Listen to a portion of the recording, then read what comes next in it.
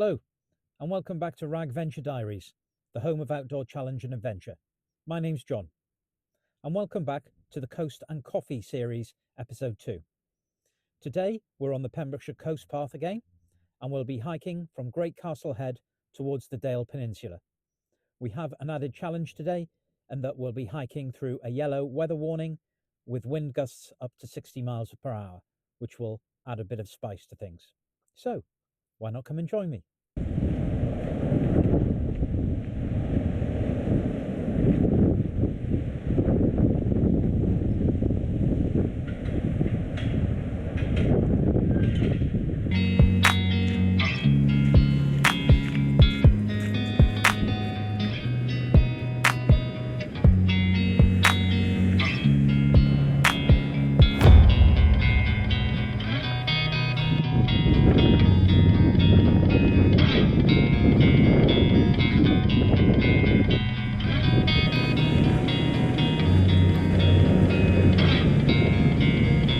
So here we are coming into Great Castle Head, where there's a little fort, a bunch of installations and a folly, and we'll be taking a right hand turn here, heading into the wind on the way down to Dale.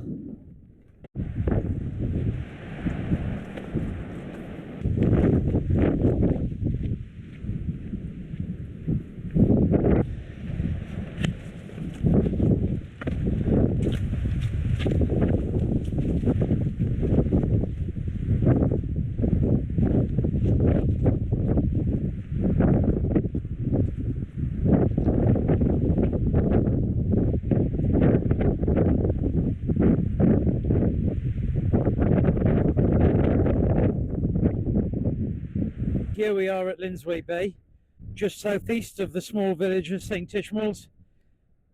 We'll have a look down here on the way back, perhaps when the tides drop back a bit. And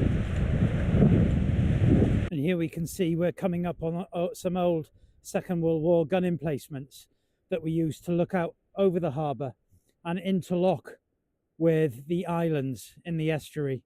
So we can see Thorn Island out there, and further back Stack Rock, which would have had gun emplacements and provided interlocking arcs to protect the harbour from incoming German U-boats. They also used to string a bunch of anti-submarine mines across the harbour on booms to protect the port, or the estuary, which is a key asset in World War II. So we're getting a bit closer to these World War II fortifications, and we can see that they've been repurposed. The higher one there has been converted into a veteran support centre by a local charity called Veterans in the Community, or the BC Gallery. This is their Dig for Victory site, and it uses gardening, but also artwork and various activities to help veteran and also peoples in the community with their mental health. No better site to do it from. You can see it's spectacular, and in the summer, looking out over the estuary provides some pretty therapeutic views and increase people's well-being.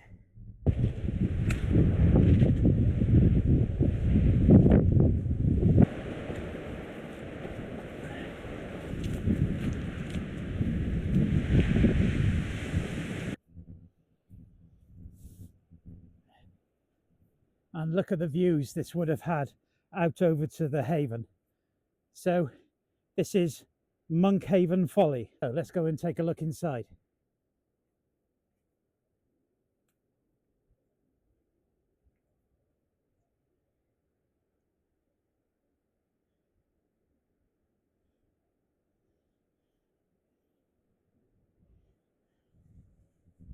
Amazing views from this folly out over the estuary mouth, Milford Haven waterway.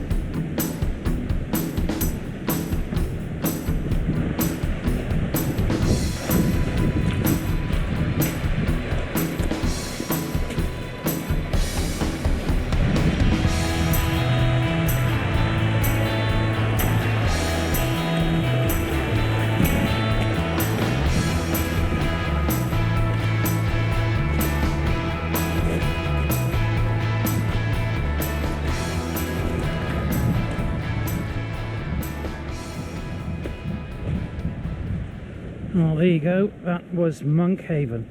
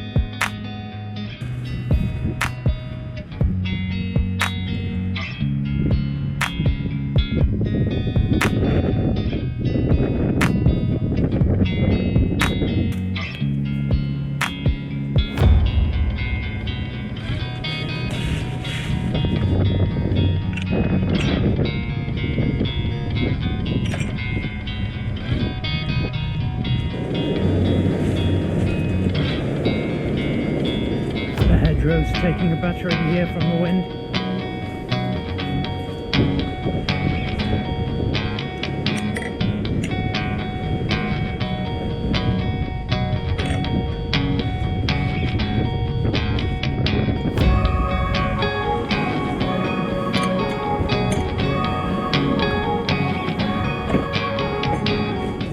Looks like the coast path takes us across the beach, so we'll be restricted on the amount of area we've got to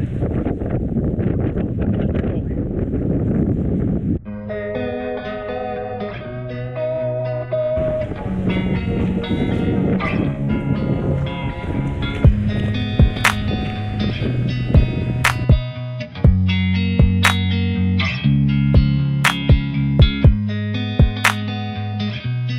So where I really wanted to get to today are the kilns that you can see there just off the Gann.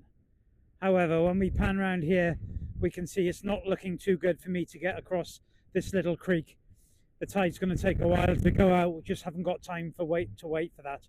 So what we might do is try and head up around this nature reserve, this little creek, and see if we can get around that way. Well, folks, that might be our walk cut a little bit short. As you can see there, the sign says the boardwalk and ford just ahead of you can be used for 3 hours either side of low tide.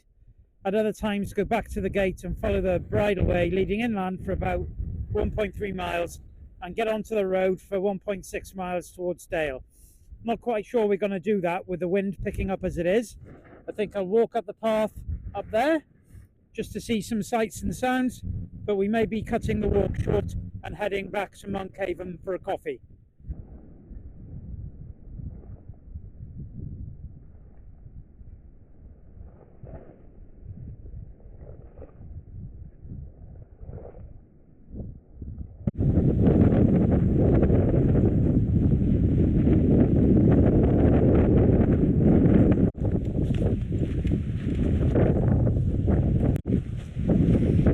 To trek up to Mullock Bridge, I'd need to do a couple of miles on road just to get back to the point where I am now. I don't really want to do that, so I think we'll head back to Monkhaven and look for somewhere to have a nice cup of coffee.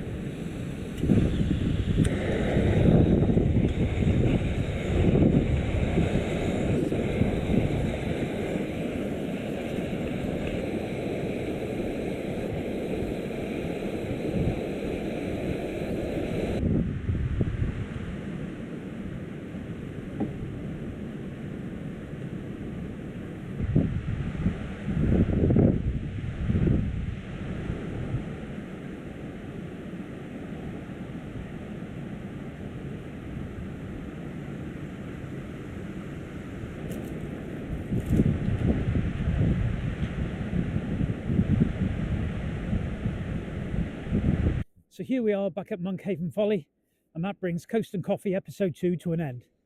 Episode 3 will be the Dale Peninsula.